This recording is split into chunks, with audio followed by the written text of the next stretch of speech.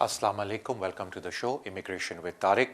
Show का format आपको पता होगा। अगर आपका इमिग्रेशन का कोई भी मसला है, आप इस शो में कॉल कर सकते हैं और मैं पूरी कोशिश करूँगा कि आपको ऐसी इन्फॉर्मेशन दूँ जो आपके लिए फ़ायदेमंद साबित हो सके। उसके अलावा again thank you so much कि आप सोशल मीडिया पे शो को सपोर्ट करते हैं। प्लीज़ इसको और शेयर करें, सपोर्ट करें। Thank you so much for doing that. अब हम लोग अपने पहले कॉलर की तरफ चलते हैं। अस्सलाम वालेकुम। हेलो, अस्सलाम वालेकुम। अस्सलाम वालेकुम। मेरे 2-3 क्वेश्चन है आपसे। पूछिए। तो मैं ना यहाँ पे 10 साल के रूट पे हूँ। तो मेरी वाइफ तो ब्रिटिश है, मेरे बच्चे भी दोनों ब्रिटिश हैं। तो मेरे को तीसरी एक्सटेंशन मिल गई है। तो अभी मैं 4th वाली अप्लाई करूँगा। तो मैं पूछना चाहता था कि मैं सिटीजनशिप कब ले सकता हूँ। ओके, पहला सवाल आपका सिटीजनशिप। तो सेकंड, हाँ जी, दूसरा है जी, अब अगर मैं सिटीजनशिप लाइफ में यूके टेस्ट कर लूँ अभी, तो इसका फायदा है मेरे को, क्योंकि 3 साल रहते हैं मेरे अभी सिटीजनशिप पे में। तो जब परमानेंट देगा 3 साल रहते हैं। तो तीसरा है, अब मैं इंग्लिश टेस्ट भी कर लूँ तो उसका फायदा है मेरे को अभी कि नहीं। ऑलराइट सर, और कोई सवाल आपका? Thank you. Thank you so much sir. देखें, पहली बात तो ये आपको पता है कि नेचुरलाइजेशन एप्लीकेशन, जो सिटीजनशिप एप्लीकेशन लोग बोलते हैं, उसको अप्लाई करने से पहले पहली कंडीशन ये है कि आपके पास इंडेफिनिट लीव टू रिमेन होना चाहिए। आपने खुद अभी एडमिट किया कि तारिक भाई मैं 10 ईयर रूट पे हूँ और अभी मेरे 3 साल रहते हैं 10 साल पूरे होने में। तो जब आपके 10 साल इस मुल्क में लीगली पूरे हो जाएंगे तो फिर आप indefinite leave to remain apply कर सकते हैं। जब एक दफ़ा आप indefinite leave to remain apply कर देते हैं तो फिर जो अगली स्टेज है आपकी ब्रिटिश पासपोर्ट हासिल करने के लिए, उसको कहते हैं नेचुरलाइजेशन। क्योंकि आपकी स्पाउस ब्रिटिश हैं, आपको 1 साल और वेट करने की ज़रूरत नहीं है। आप इमीडिएटली नेचुरलाइजेशन के लिए अप्लाई कर सकते हैं। यानी कि जैसे ही आपका इंडेफिनिट हुआ, क्योंकि आपकी वाइफ ब्रिटिश हैं, आप इमीडिएटली नेचुरलाइजेशन के लिए अप्लाई कर सकते हैं। सिर्फ जब नेशनलाइजेशन के लिए अप्लाई करें, एक बात का ख्याल रखें कि होम ऑफिस सख्ती से जिस दिन आप अप्लाई कर रहे हैं नेशनलाइजेशन की, जो आपकी डेट ऑफ एप्लीकेशन है, उससे 10 साल पीछे तक जाता है। और अगर उस पीरियड के अंदर आपने कभी ओवरस्टे किया है या इमिग्रेशन कानून की खिलाफ वर्जी की है तो गुड कैरेक्टर के ऊपर वो आपको रिफ्यूज़ कर देते हैं। लेकिन आपके केस में तो आपके 10 ईयर्स लॉफली पूरे हुए हैं, 2.5 साल के वीज़ों के ऊपर। जब पूरे 10 साल हो जाएंगे तो आई होप कि और कोई सिचुएशन आपके लिए ना पेश हो। जहाँ तक बात आती है English test and life in the UK, देखें जो लाइफ इन द यूके उसकी कोई एक्सपायरी डेट नहीं होती, लेकिन जो इंग्लिश टेस्ट होते हैं इनकी 2 साल एक्सपायरी डेट होती है। जो वाहिद रीज़न जहाँ वो एक्सपायरी डेट एक्सपायर नहीं होती कि वो पुराना कोई टेस्ट जो इस वक्त भी लिस्ट के ऊपर है, मेनली आइल्स, और आपके केस में तो आपने एक दफ़ा भी टेस्ट नहीं दिया, तो बेहतर है आप अभी इंग्लिश टेस्ट ना दें।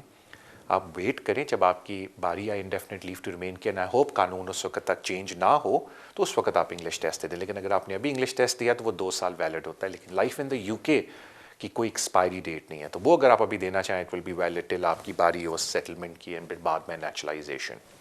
So thank you so much आपकी कॉल का, and I wish you all the best आपकी फ्यूचर एप्लीकेशंस के अंदर। Thank you sir. अगले कॉलर की तरफ चलते हैं। अस्सलाम वालेकुम। जी वालेकुम सलाम। जी सर। जी भाईजान, मेरा ये क्वेश्चन है कि जो यूरोप से लोग आते हैं उनके साथ जो डिपेंडेंट होते हैं, मसलन फैमिली जो होती है, वो उधर से 6 महीने का वीज़ा लेके आते हैं, फिर इधर से 5 साल का वीज़ा उनको इशू होता है। तो जब उनका परमानेंट अप्लाई करना है वो कब से शुरू होता है, कब मसलन उसका फ्रेमवर्क क्या है? इधर पूरे 5 साल करने होते हैं या जो कार्ड मिलता है उसके 5 साल पूरे करने होते हैं? प्लीज़ इसको ज़रा हाईलाइट कर दें। बड़ी मेहरबानी, ये आपने बड़ी अच्छी बात अभी मुझे बोली है, तो ज़रा इसको गौर से सुनिएगा। सबसे पहले जो इम्पोर्टेंट पर्सन है सारे प्रोसेस के अंदर, मैं रिपीट करता हूँ, सबसे पहले जो मोस्ट इम्पॉर्टेंट पर्सन है इस प्रोसेस के अंदर वो है स्पॉन्सर। मीनिंग आपकी फैमिली के अंदर जो EEA नेशनल है। जब हम EEA नेशनल यानी कि उसको हम वर्ड यूज़ कर रहे हैं स्पॉन्सर, जब हम उसकी बात करते हैं तो मेनली ये हम बात करें जो बेसिक एप्लीकेशंस होती हैं। अगर आपकी उससे कोई तीसरी तरह की थी आई डू अपोलोजाइज़, लेकिन स्पॉन्सर के अंडर EEA स्पॉन्सर के अंडर 2 तरह के लोग आते हैं, एक्सटेंडेड फैमिली मेम्बर्स या फैमिली मेम्बर्स। ज़ाहिर बात है एक्सटेंडेड फैमिली मेम्बर होते हैं जो ड्यूरेबल रिलेशनशिप के अंदर हैं, या एक्सटेंडेड फैमिली मेम्बर के अंदर वो होते हैं जो पुराने कवानीन में भाई बहन या اب کے قوانین میں بھی ان لاز وغیرہ آتے ہیں، لیکن زیادہ تر ہم بات کرتے ہیں ڈیوریبل ریلیشن شپ کی اینڈ اسپاؤسز کی. تو پہلے ہم بات کرتے ہیں اسپاؤس کی. اگر ہم اسپاؤس کی بات کریں جو ڈائریکٹ فیملی ممبر ہوتا ہے، تو جو اسپانسر ہے، پہلی کنڈیشن ہے کہ اس کو یو کے میں 5 سال ہو جائیں. سیکنڈ کنڈیشن ہے کہ ان 5 سال کے دوران کنٹینیوسلی اس اسپانسر نے ٹریٹی رائٹ ایکسرسائز کیے ہوں، یعنی کہ اس اسپانسر نے 5 سال لگاتار کام کیا ہو.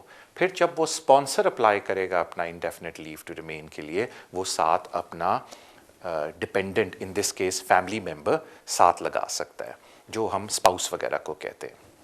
کبھی کبھی یہ ہوتا ہے کہ sponsor indefinite leave to remain apply نہیں کرتا، لیکن اگر اس کا ڈپینڈنٹ یعنی کہ جو اس کا فیملی ممبر ہے یا اسپاؤس اگر وہ اپلیکیشن ڈال رہا ہے، تو اس کو اپنی اپلیکیشن میں یہ شو کرنا ہوتا ہے کہ اس کے اسپانسر کو یہاں 5 سال ہو گئے، ان کی ریلیشن شپ کو یہاں 5 سال ہو گئے ہیں شادی کو، اینڈ پورے 5 سال اسپانسر نے ٹریٹی رائٹ ایکسرسائز کی، یعنی کہ کی انفارمیشن اسپانسر کی دینی ہوتی ہے. ایک اس میں ایک چھوٹی سی لوگوں کو بات بتا دوں جو وہ مس انڈرسٹینڈنگ لیتے ہیں کہ جو پیریڈ ہوتا ہے 5 سال کا، وہ ویزے سے شروع نہیں ہوتا، آپ کی ڈیٹ آف میرج سے شروع ہوتا ہے. یعنی کہ کبھی کبھی ہوتا ہے کہ لوگوں کی شادی ہوئی ہوتی ہے لیکن ویزے ان کو 2-1 سال کے بعد ملتے ہیں. فیملی ممبر کی بات کر رہا ہوں، ایکسٹینڈڈ پہ بھی آتا ہوں، لیکن ان کو ویزے 2-1 سال کے بعد ملتے ہیں. تو پھر ان کو 2 سال جب ویزا ملا ادھر سے 5 سال ایڈ کرنے کی ضرورت نہیں ہے، شادی سے وہ پورے 5 سال ایڈ کر سکتے ہیں، سبجیکٹ ٹو ان کے اسپانسر نے ٹریٹی رائٹ ایکسرسائز کیے ہوں یو کے اندر.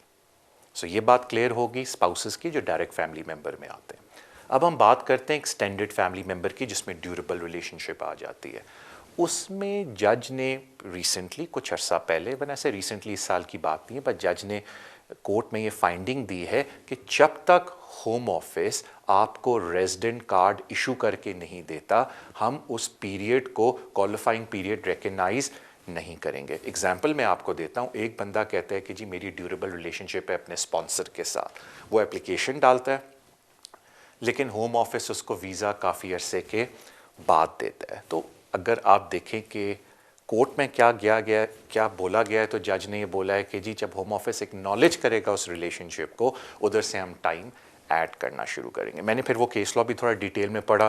میری اس میں انڈرسٹینڈنگ یہ ہے کہ اپلیکیشن سے کاؤنٹ کرنا چاہیے میری نظر میں، بیکاز اپلیکیشن کے وقت بندے نے بولا کہ جی اس دن سے ہماری ریلیشن شپ شروع ہوئی ہے، اور ہوم آفس نے اگر اس کی بیسس پہ کارڈ ایشو کیا ہے تو کارڈ سے کاؤنٹ نہیں ہونا چاہیے ٹائم، اپلیکیشن سے ہونا چاہیے. لیکن یہ بڑا ایک آپ سمجھ لیں قانونی نقطہ ہے. لیکن اگر آپ بڑا بیسک طریقے سے سمجھنا چاہتے ہیں تو جی جب آپ کو ریزیڈنٹ کارڈ ایشو ہوا as an extended family member, ادھر سے 5 سال ایڈ ہوتے ہیں. تو یہ تھوڑا سا کنفیوژن ہوتا ہے لوگوں کو. لیکن اگر آپ کی شادی ہوئی ہے اپنے اسپانسر سے تو شادی سے 5 سال، اور اگر شادی نہیں آپ ڈیوریبل ریلیشن شپ کے اوپر ہیں تو کارڈ ملنے سے 5 سال. جبکہ میں بولتا ہوں اپلیکیشن ڈالنے سے، اگر اس اپلیکیشن کی بیس پہ کارڈ مل گیا، لیکن وہ ایک قانونی نقطہ ہے، اس پہ میں کسی اور وقت ڈیٹیل میں بات کروں گا. لیکن جو مین چیز ہے ان ساری اپلیکیشنز کے اندر کہ ایپلیکنٹ جو نان یہ نیشنل ہے اس کی اتنی ویلیو نہیں ہے جتنی اسپانسر کے. بیکاز اگر اسپانسر اپنی کنڈیشنز کو فلفل نہیں کر پاتا تو جو اس کے ڈپینڈنٹ، چاہے وہ ڈائریکٹ فیملی ممبر ہوں یا ایکسٹینڈڈ ہوں، وہ کچھ بھی نہیں یہاں کر سکتے بیکاز وہ ٹریٹی رائٹس کے انڈر آتے ہیں. So thank you. I hope میں نے کمپلیکیٹ نہیں کیا اپنے جواب کو، میں نے سمپل ورڈز میں آپ کو بتایا. تھینک یو سو مچ آپ کی کال کا سر. اگلے کالر کی طرف چلتے ہیں. ہیلو ہیلو جی السلام علیکم. میں ایکتا بول رہی ہوں. جی ہیلو جی ایکتا، آپ ٹی وی پہ میری آواز نہ سنیں، آپ صرف ٹیلی فون پہ اپنا سوال پوچھ لیں اور پھر ٹی وی پہ میرا جواب سن لیں. اوکے. میرا سوال یہ ہے کہ میرے ہسبینڈ انڈیا میں ہیں اور میں یہاں پہ برٹش سٹیزن ہوں. میری ایک بیٹی ہے جو برٹش سٹیزن ہے اور میں ابھی پریگننٹ بھی ہوں. اور میں نے پہلے بھی میرے ہسبینڈ کے لیے اپلائی کیا تھا پر وہ ریجیکٹ ہو گیا تھا. اور ابھی میں انڈیا سے واپس آئی ہوں تو میں امیڈیٹلی اپلائی کر سکتی ہوں. اور آپ کی ریکوائرمنٹ آپ میٹ کرتی ہیں اپینڈکس ایف ایم کی؟ سیلری جی ابھی میں کام کرنا شروع کیا ہے میں نے. آلرائٹ. میں ایکتا آپ کو میرے خیال سے 3 یا 2 مین باتیں بتاؤں گا، یا لیٹس سے 3 مین باتیں بتاؤں گا، آپ ذرا پلیز اس کو نوٹ کر لیں. ہاں جی. Thank you so much Ekta and congratulations. اچھا اب ایک میں آپ کو 3 باتیں جو بتانے لگا ہوں ریورس آرڈر میں بتاؤں گا، اور میں پہلے آسان بات بتاؤں گا، پھر تھوڑی مشکل بات بتاؤں گا، اور پھر سب سے مشکل بات بتاؤں گا. تو سب سے آسان کام تو یہ ہے کہ آپ فائنینشیل ریکوائرمنٹس کو سیدھا میٹ کریں. یعنی کہ اگر آپ سیلف امپلائڈ ہیں تو 1 سال ویٹ کر لیں، بیکاز سیلف امپلائمنٹ پہ یا اگر آپ لمیٹڈ کمپنی کی مالک ہیں تو قانون کہتا ہے کہ آپ کو 1 ایئر ویٹ کرنا ہے اور اس کے بعد اپلائی کر سکتے ہیں. اور اگر آپ امپلائڈ ہیں تو 6 مہینے جب آپ کی امپلائمنٹ ہو جائے اپنے امپلائر کے ساتھ you can make the application.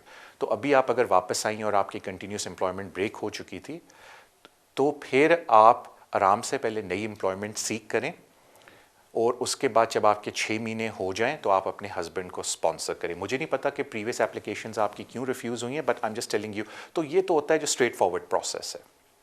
تو یہ آسان کام ہے. آئی نو اس میں تھوڑا پیشنس آپ کو شو کرنا پڑے گا.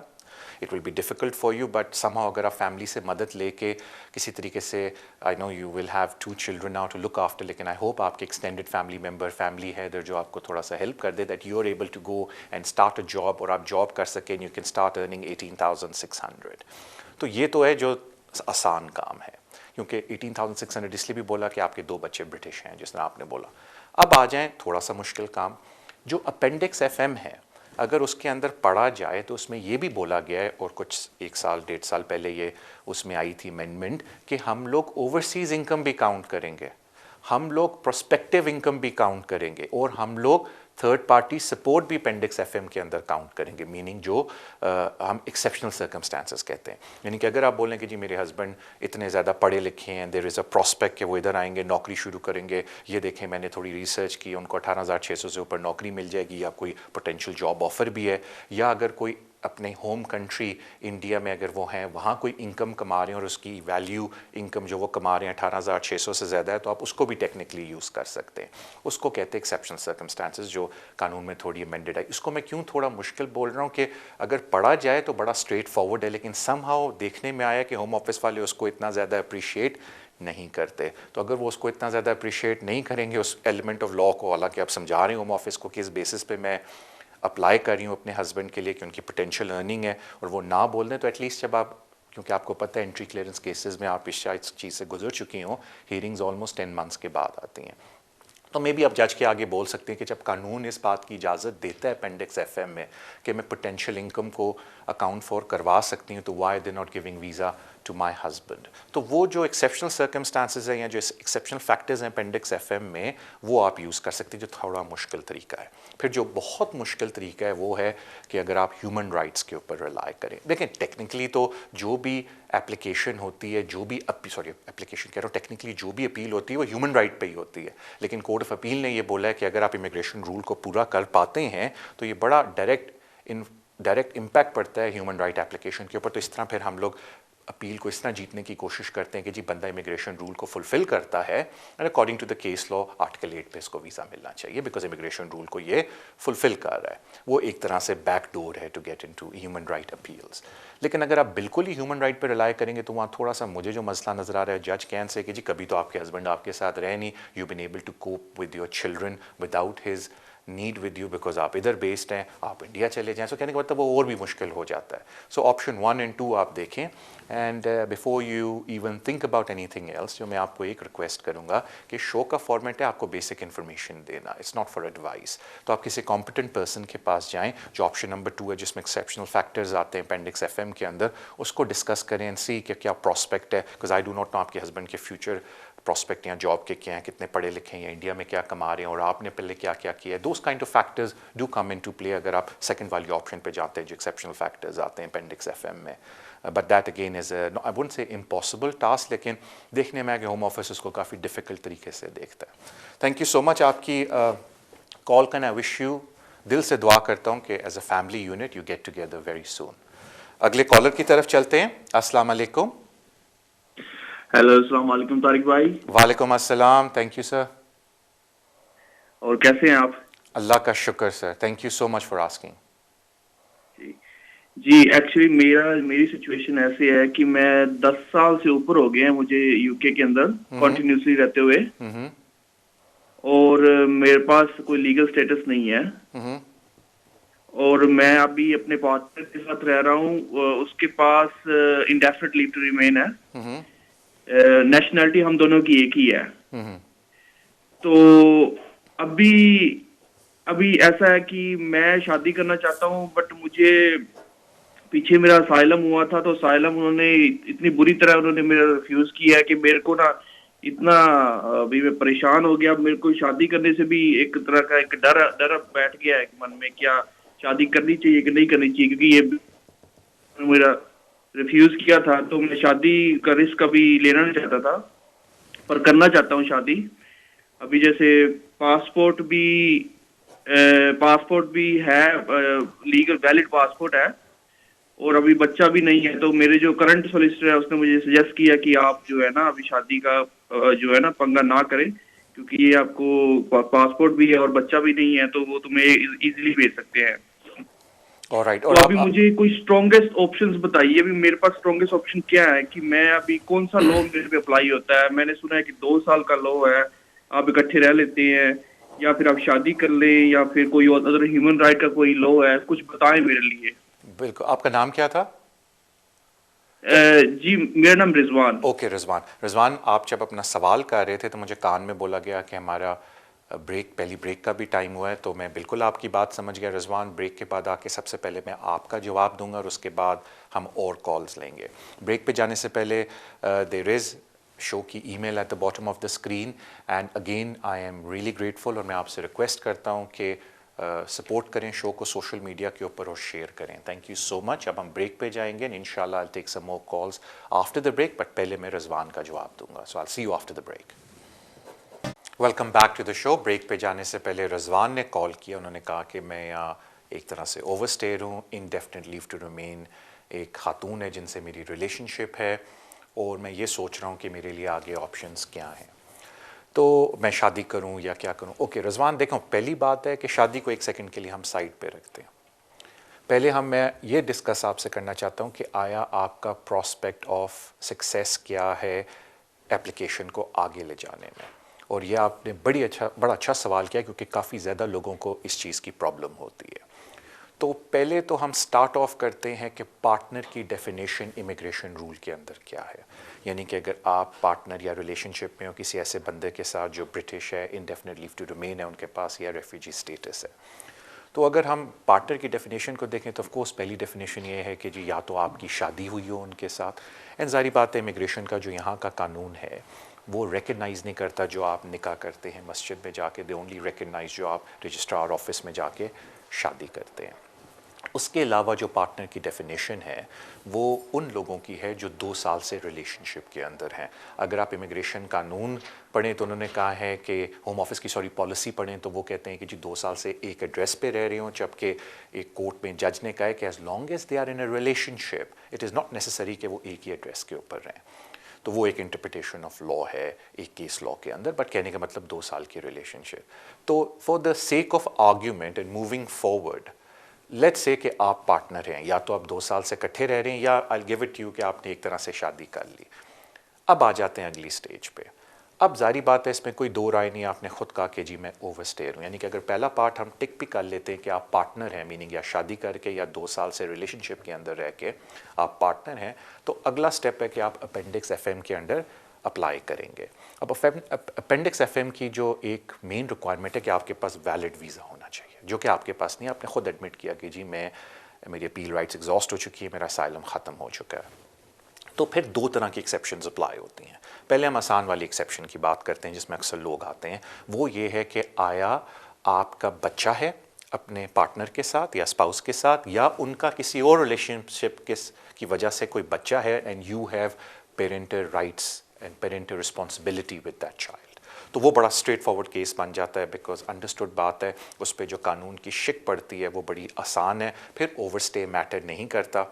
اگر آپ کا بچہ ہے ان کے ساتھ, یا ان کا اپنی کسی پریویس ریلیشن شپ سے بچہ, and you have parental relation ship with that child, تو یہ تو آسان ہو جاتا ہے. پھر ایک مشکل کڑی آتی ہے جہاں ینگ کپلز, یا چلیں ینگ بھی نہ ہو بٹ کوئی چائلڈ انوالو نہیں ہوتا. اس میں جو ٹیسٹ ہے وہ انسرماؤنٹیبل آبسٹیکل کا ہے, اور انسرماؤنٹیبل آبسٹیکل بڑا کلیئرلی ڈیفائن ہوا ہے پالیسی کے اندر, جس میں چیزیں آ جاتی ہیں دی ایبلٹی آپ کے اسپاؤس کی اور آپ کی to go and live in your home country کہ کس ٹائپ کی ڈیفیکلٹیز آپ کو ہوں گی اس میں. Lawful entry into the country, cultural barriers, کوئی مینٹل اینڈ فزیکل بیریئرز, یہ چیزیں اپلائی ہوتی ہیں. تو میرا کہنے کا مطلب یہ ہے کہ آپ کے کیس میں رضوان, آپ نے آلریڈی کہا کہ جی بچے تو ہیں نہیں, تو اگر فار دا آرگیومنٹ سے اگر میں پارٹنر والی کیٹیگری میں آپ کو ٹک بھی کر دیتا ہوں, تو سب سے امپورٹنٹ چیز آپ کے لیے یہ ہے کہ کسی کمپیٹنٹ پرسن کے پاس جائیں, اپنے فیکٹس ڈسکس کریں ان کے ساتھ, اور وہ پھر آپ کو بتائیں گے کہ آپ کے کیس میں انسرماؤنٹیبل آبسٹیکل ہیں یا نہیں. اگر آپ کی لائف اور آپ کے family circumstances, financial circumstances, economic circumstances, آپ کی فیونسے, وائف, جو بھی آپ ان کو نام دینا چاہتے ہیں, پارٹنر, وہ سن کے بولتے ہیں کہ دے آر نو انسرماؤنٹیبل آبسٹیکلز, تو پھر انڈرسٹوڈ بات ہے کہ یار یہاں سے اپنے کیس کو فائٹ کرنے میں you will incur a lot of cost, a lot of time, and maybe you will not be successful. تو بہتر ہے کہ آپ اپنی ہوم کنٹری میں جائیں یا آپ کو وہاں فالو کر کے شادی کریں, and then you try to come back entry clearance spouse کے اوپر. لیکن آپ کے سرکمسٹانسز سننے کے بعد اگر ایک کمپیٹنٹ پرسن آپ کو بولتا ہے کہ یار ہماری نظر میں they are insurmountable obstacles and merit ہے اس کیس میں اس کو فائٹ کرنے کا, then by all means you go ahead and fight your case in with the home office, اور اگر وہ نہ بولیں you fight your case in court. So کہنے کا مطلب ہے کہ وہ انسرماؤنٹیبل آبسٹیکل آپ کے کیس میں ہے نہیں, دیٹ از دا ٹیسٹ. تو اب اس بات کی فکر نہ کرو میں شادی کروں یا نہ کروں, آپ اس بات کی فکر کرو کہ انسرماؤنٹیبل آبسٹیکل ہیں یا نہیں, بیکاز شادی کر کے بھی اگر آپ کے انسرماؤنٹیبل آبسٹیکل نہیں پڑتے تو پھر کیا فائدہ, you will still be in the same situation. تو اس سے تو بہتر آپ اتنا ٹائم ضائع نہ کرو, and you go back to your home country, you in a genuine relationship, you try coming back as a on a spouse visa.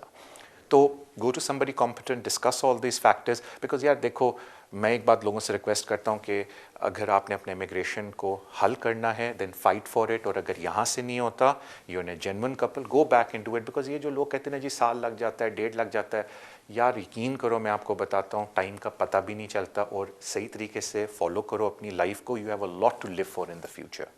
I wish you all the best Rizwan, and I hope you do the right thing for yourself. Insurmountable obstacle کو please یار دھیان میں رکھنا. Thank you for your call. اگلے caller کی طرف چلتے ہیں. السلام علیکم.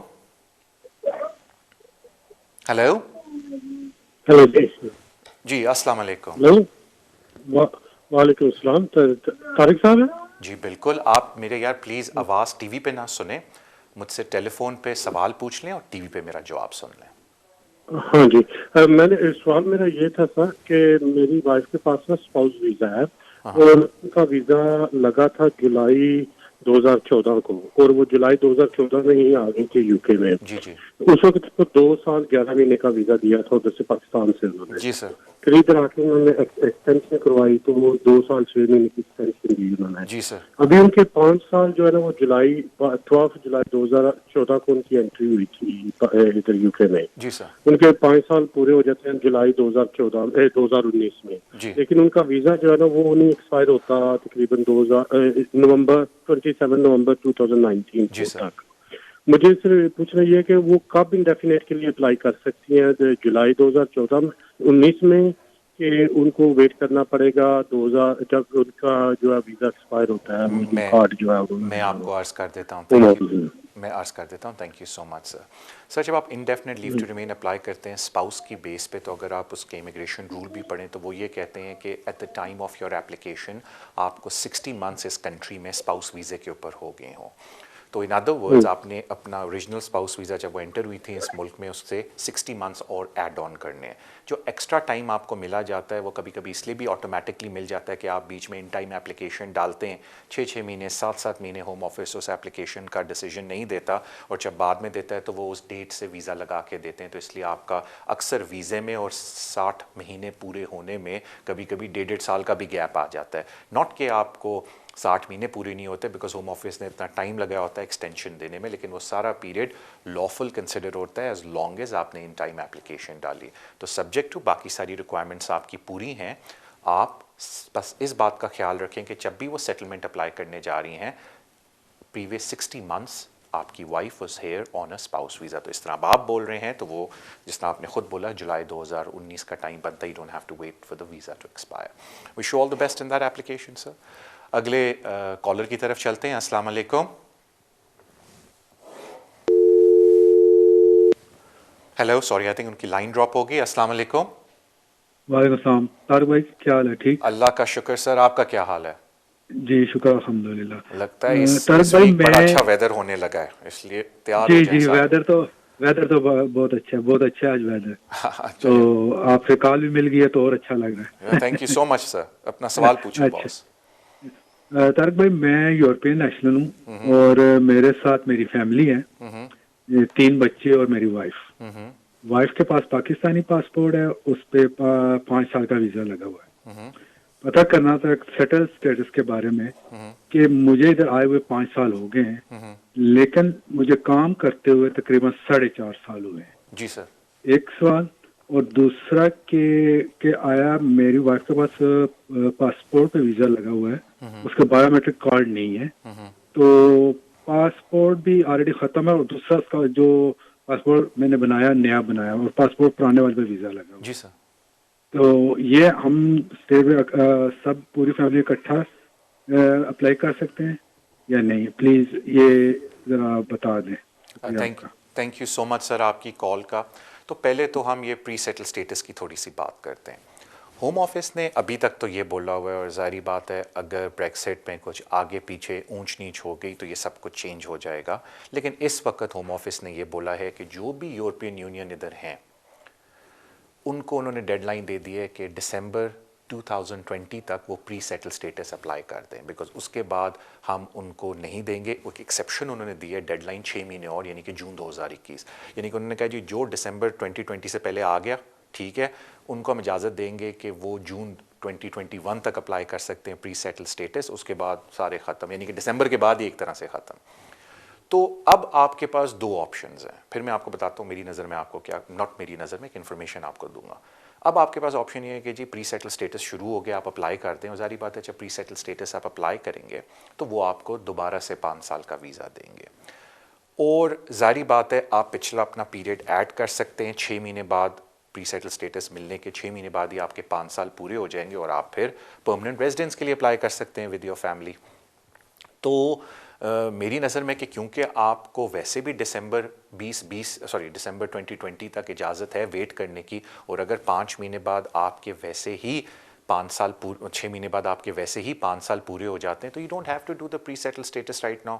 آپ آرام سے بیٹھیں, جب 6 مہینے بعد آپ کے 5 سال پورے ہو جائیں ایک ہی دفعہ پی آر اپلائی کر دیں, اور جب آپ اپنے لیے پی آر اپلائی کریں گے, اور ایز لانگ ایز آپ کے ڈپینڈنٹ کو بھی آپ کے ساتھ اس ملک میں 5 سال ہو گئے, جو کہ لگ رہا ہے ہو جائیں گے جس طرح آپ نے بولا ہے 6 مہینے بعد, تو آپ ان کو بھی ایز اے ڈپینڈنٹ اپنی اپلیکیشن میں ایڈ کر سکتے ہیں ان بچوں کو. سو آپ کو پری سیٹل سٹیٹس ڈالنے کی ضرورت نہیں انلیس یو وانٹ ٹو. آپ 6 مہینے بعد ایک ہی دفعہ پی آر ڈال سکتے ہیں, پرماننٹ ریزیڈنس, اور اپنے ڈپینڈنٹس کو بیچ میں ایڈ کر لیں. جہاں تک وائف کے پاسپورٹ اور اس کی بات ہے, آف کورس آپ کو بھی یہ بات پتہ, اگر نہیں بھی ہے تو میں بتا دوں, یہ بڑی ٹرکی بات ہے کہ ہوم آفس نے کہا ہوا ہے کہ اگر آپ کو دوبارہ سے ریزیڈنٹ کارڈ ایشو کروانا ہے کیونکہ پاسپورٹ چینج ہو گیا یا آپ نے گما دیا, تو آپ کو نئے سرے سے ساری اپلیکیشن ڈالنی پڑے گی.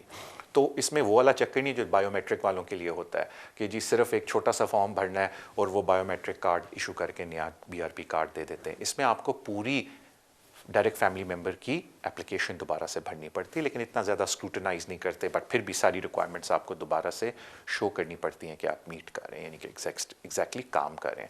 تو ان شارٹ, ان سمری, آپ کی مرضی ہے کہ پری سیٹل سٹیٹس ابھی لے لیں پوری فیملی کا, اینڈ 6 مہینے بعد PR کروا لیں, یا بالکل پری سیٹل سٹیٹس ابھی نہ لیں, بیکاز آپ کو اجازت ہے ڈسمبر 2020 تک پری سیٹل سٹیٹس لینے کی, اور ڈسمبر 2020 سے پہلے ہی آپ کے 5 سال پورے ہو جائیں گے اس ملک میں, تو آپ PR اپلائی کر دیں. Of course this is all on the basis of کہ ابھی کیا ہو رہا ہے, شاید بریکسٹ کی وجہ سے اور جو آج کل نیگوشیشنز چل رہی ہیں چیزیں اور چینج ہو جائیں, بٹ آئی ڈاؤٹ کہ اتنی زیادہ چینج ہوں گی.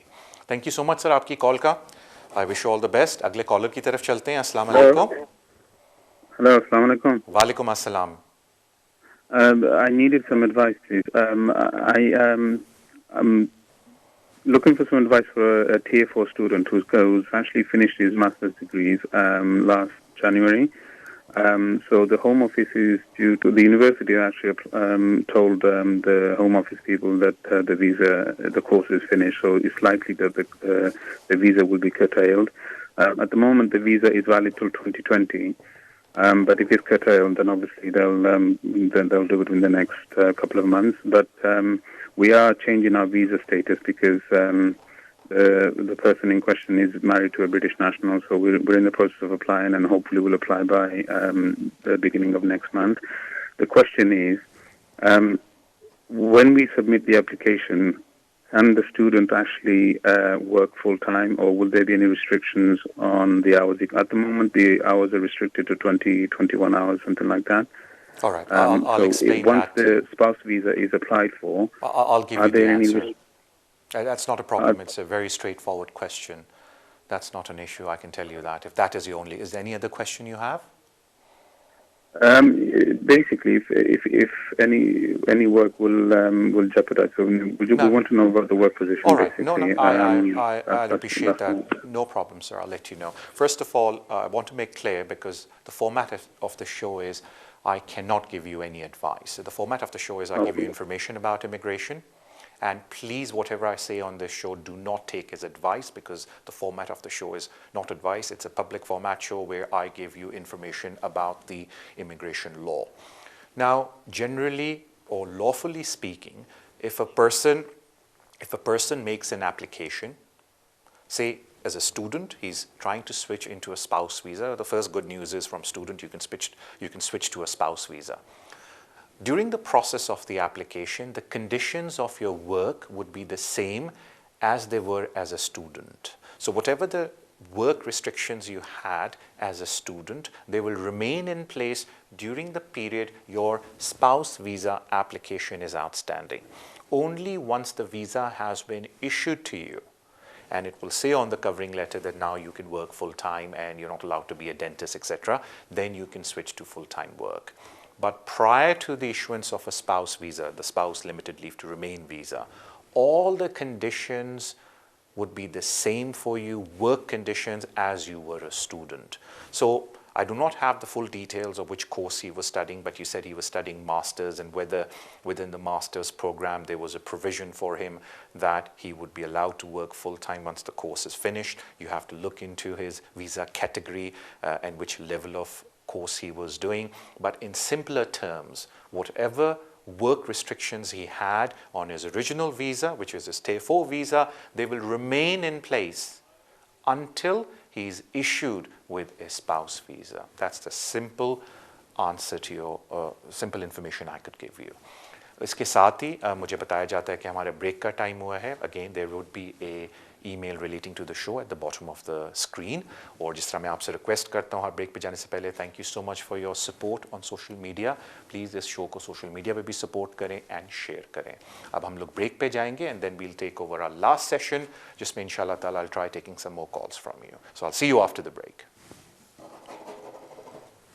Welcome back to the show, Immigration with Tariq. इससे पहले मैं और कॉल्स लूँ, मेरी बड़ी एक छोटी सी बात मैं आपको बताना चाहता हूँ, क्योंकि मेरे लिए काफ़ी इंटरेस्टिंग टॉपिक होता है विल्स एंड ट्रस्ट. और मुझे अभी पता चला है कि हमारे पास एक खालिद साहब हैं जो आप एटलीस्ट आज के दिन आई थिंक फिर एवरी वीक एक शो करेंगे विल एंड ट्रस्ट के ऊपर. सो मैं अभी तक उनसे मुलाकात नहीं हुई. शो को ख़त्म करके आई गो बैक स्टूडियो पे, वो आ गए and I will meet him and I would आपसे स्ट्रांगली रिकमेंड करूँगा सारों से कि उनका शो ज़रूर देखें, बिकॉज स्पेशली मैं नोट करता हूँ कि फैमिलीज़ में काफ़ी अब प्रॉपर्टीज़ हैं, क्योंकि हाउस प्राइसेस इतनी बढ़ गई हैं और ज़्यादातर टेंडेंसी ये होती है कि पेरेंट्स अपनी प्रॉपर्टी सारी बात अपने बच्चों को छोड़ के जाते हैं. देयर इज़ एन इम्प्लिकेशन जिसको हम टैक्स इम्प्लिकेशन कहते हैं इनहेरिटेंस टैक्स के अंदर.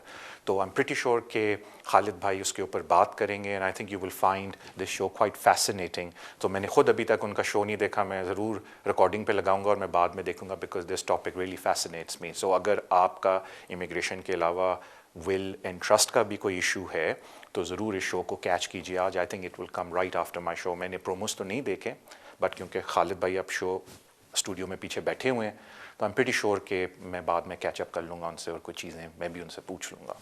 सो अपने अगले कॉलर की तरफ चलते हैं. अस्सलाम वालेकुम. हेलो. हेलो जी, अस्सलाम वालेकुम. वालेकुम सलाम. सर कैसे हो? ठीक हो? बिल्कुल खैरियत से. आपका क्या हाल है? मैं ठीक हूँ. आपका शुक्रिया सर. पहले तो आपका हम शुक्रिया अदा करें, आप बहुत हमें इन्फॉर्म करते हैं. Thank you so much sir. Marketing के आपके 2.5 पाउंड पक्के हो गए सर. थैंक यू सर, आपका बहुत शुक्रिया. सर मेरा ऐसे एक क्वेश्चन है. मैं 2008 में एज ए स्टूडेंट आया था, ठीक है? ठीक है. तो मैं 2000 में फिर 2 साल का वीजा एक्सपायर हुआ, मैं ऐसा रहा बगैर वीजे के, ठीक है? 2016 में मैंने असाइलम किया तो फिर 28 दिसंबर में मेरा वो रिफ्यूज हुआ, तो 28 दिसंबर में मेरा हेयरिंग हुआ। हेयरिंग में ये मसला हुआ कि वो फिर सही नहीं हुआ, क्योंकि वो जो इंटरप्रिटेशन उस पर मेरा कंप्लेंट हुआ, तो जज ने बोला कि ये फर्दर नहीं जाएगा, नेक्स्ट आपको देंगे। फिर एक मैनेजमेंट हेयरिंग हुई, मेरे को एक चिट्ठी आ गई हुमा बिस्तर की आपकी जरूरत नहीं है, ठीक है, मैनेजमेंट हेयरिंग। तो उसमें फिर मेरे को अपने रिप्रेजेंटेटिव ने बुलाया कि आपका क्या मूड है, आपका एविडेंस पे हम फैसला करेंगे, जज ने बोला है, या हेल्थ का जो एविडेंस है, या जो भी आपके एविडेंस है केस के बारे में, या मतलब तुम अकेला रेडी हो कि तुम उधर अपेयर हो जाओ। तो 28 जनवरी को मेरा हेयरिंग, मैंने एक्सेप्ट किया कि मैं अकेला जाऊंगा, इंग्लिश में खुद बोलूंगा, तो कोई इंटरप्रिटेटर नहीं था, तो मैंने खुद सारा कुछ अकेला किया। तो 3 हेयरिंग पे मेरा हेयरिंग कंप्लीट हुआ। अभी 28 जनवरी से अभी तक 90 डेज तकरीबन हो गए, मेरे कोई रिस्पांस ही नहीं आया। तो मतलब मैं बहुत कंफ्यूज हुआ है। तो 3 साल हो गए वेट कर रहा हूँ, ना घर से बाहर निकलता हूँ, बीमार भी हूँ, साइकाट्रिस्ट के थ्रू मेरा इलाज भी चल रहा है, उसका एविडेंस भी मैंने लगाया था, क्योंकि उसने मेरे को बहुत अच्छे लेटर दिए थे, साइकाट्रिस्ट ने और जीपी ने। तो मुझे पता नहीं अभी मेरा क्या हाल है, क्या होगा, कैसे होगा। ठीक है, थैंक यू सो मच यार। देखो भाई, पहली बात तो ये है कि जब तक आपका केस कोई पढ़ नहीं लेता, कोई भी नहीं बता सकेगा कि आपके केस में कितना मेरिट है।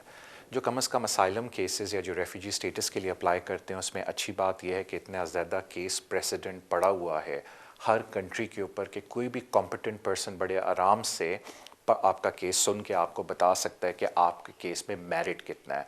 मीनिंग आया देयर इज़ अ पॉसिबिलिटी कि आपको रेफ्यूजी स्टेटस या डिस्क्रेशनरी लीव या प्राइवेट लाइफ के ऊपर वीज़ा मिलेगा, या देयर इज़ नो पॉसिबिलिटी कि आपको वीज़ा मिलेगा, और वेरी लेस पॉसिबिलिटी। तो जो कॉम्पिटेंट लोग हैं वो आपको इमीडिएटली बता देते हैं असाइलम की बात सुनते ही, बिकॉज उस पर इतना ज़्यादा केस लॉ पड़ा हुआ है असाइलम के ऊपर, चाहे आप किसी भी कंट्री से ताल्लुक़ रखते हो। जहाँ तक आपकी स्पेसिफिक बात आती है, तो सर ये बड़ा कॉमन चीज़ है कि एक दफ़ा जब आप कोर्ट से आ जाते हैं बाहर, तो फिर आप कुछ भी नहीं कर सकते सिवाय सब्र के, बिकॉज जज कभी कभी 3 महीने लेता है, कभी 4 महीने लेता है, कभी 5 महीने लेता है अपना डिसीजन देने में। सिर्फ आप ये मेक श्योर कर लें कि आपने ट्राइब्यूनल को अपना घर का एड्रेस दिया हुआ था, या आपने अपने लीगल रिप्रेजेंटेटिव को बोला हुआ है कि जी अगर मेरा कोई डिसीजन आया मुझे इमीडिएटली बता दीजिएगा, वरना आप कोर्ट में फ़ोन करके भी पूछ सकते हैं। तो एक दफ़ा जब आपका डिसीजन आ जाएगा, मैं दुआ करता हूँ आपके हक़ में हो, तो of course there is a good possibility कि आपको फिर आगे वीज़ा कोई ना कोई मिलेगा।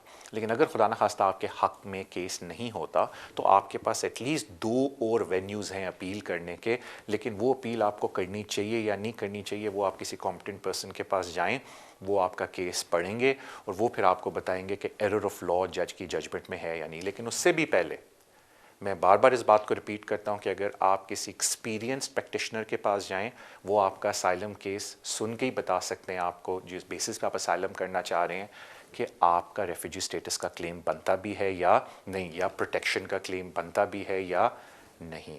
तो आपके लिए रिक्वेस्ट है कि थोड़ा सब्र से काम लें। जब डिसीजन आ जाए तो किसी बंदे के पास जाएं, वो फिर आपको बताएगा डिसीजन पढ़ने के बाद कि अगर आपके खुदा न खास्ता हक़ भी नहीं है, कि आगे आपके पास क्या ऑप्शंस हैं। थैंक यू सो मच आपकी कॉल का। अगले कॉलर की तरफ चलते हैं। अस्सलाम वालेकुम। हेलो जी, हेलो हेलो हेलो, अस्सलाम वालेकुम। वालेकुम अस्सलाम।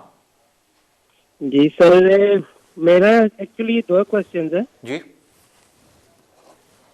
हेलो जी जी, आप टीवी पे मेरी आवाज़ ना सुने, आप टेलीफोन पे अपना सवाल पूछ लें और टीवी पे मेरा जवाब सुन लें। एक्चुअली मैंने अभी अप्लाई करना है नेशनलाइजेशन के लिए, ठीक है। मेरा टाइम ऑलरेडी मुकम्मल हो चुका है 9 अप्रैल को, ठीक है ILR के बाद, ठीक है। लेकिन मेरा एक्चुअली एक छोटा सा डाउट है कि मैंने असल में असाइलम किया था अबाउट 2012 में, ठीक है। तो मेरा स्टूडेंट वीज़ा था, लेकिन स्टूडेंट वीज़ा मेरा रन आउट हुआ था 28 फेब को, और जबकि मैंने उन्हें कॉल की थी असाइलम के लिए about after 10 days running out my visa, ठीक है। तो वो एक्चुअली मैंने काफ़ी लोगों से सुना है कि ये चीज़ इफेक्ट करती है कि अगर आप ओवरस्टे है तो आपको वो 10 ईयर्स की लाइन में लगा देते हैं, ठीक है। तो एक्चुअली मेरे 10 ईयर्स तो अभी कंप्लीट नहीं हुए, लेकिन मेरा वो ILR का 1 साल पूरा हो गया 9 अप्रैल को। तो अभी मैंने करना है उसका नेशनलाइजेशन के लिए।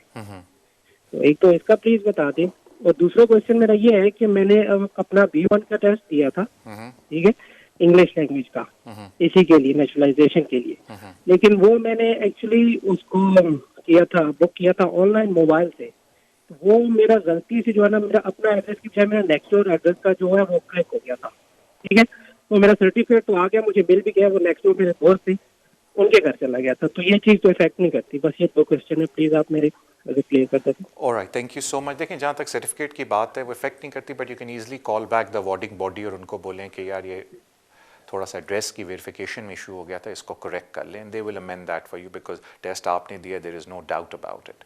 जहाँ तक बात आती है ओवरस्टे पीरियड की, बिकॉज अगर आप रिसेंटली भी गुड करेक्टर रिक्वायरमेंट की नई पॉलिसी देखें तो उन्होंने बड़ा स्पेसिफिकली ओवरस्टे पीरियड के ऊपर दोबारा से एक पूरा सेक्शन दिया हुआ है, तो they are taking it quite seriously. तो उसका जो सबसे आसान हल है वो ये है कि अगर आपने असाइलम किया था और इन टाइम किया था, या 14 उस ज़माने में आपको याद है नवंबर 2016 से पहले होता था 28 डेज़ ओवरस्टे पीरियड, अगर आपने उस पीरियड के अंदर किया और बाद में आपको असाइलम मिल गया है तो फिर there is a good possibility कि वो इस चीज़ को ओवरलुक करेंगे। और अगेन ये बात देख लें कि जो गुड करेक्टर रिक्वायरमेंट है वो होम ऑफिस की डिस्क्रेशन के ऊपर होता है, लेकिन अगर आपका असाइलम फिर रिफ्यूज़ हुआ था, अपील राइट्स एग्जॉस्ट हुए और फिर किसी और तरीके से आपने ये वीज़ा लेके फिर इंडेफिनेट लिया है, तो फिर तो बेहतर ये है कि आप वेट कर लें कि जब आपको प्रॉपर वीज़ा इशू है और उधर से 10 ईयर्स काउंट कर लें।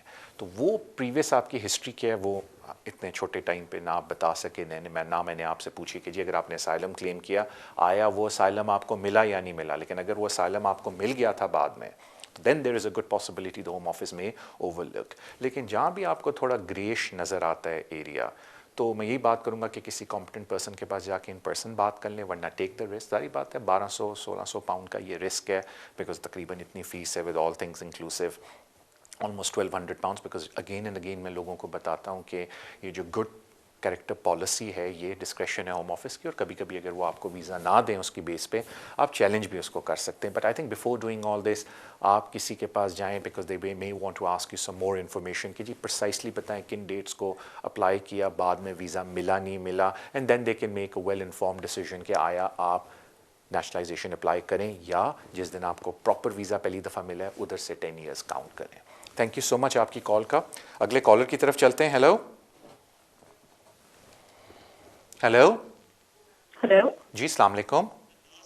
वालेकुम सलाम।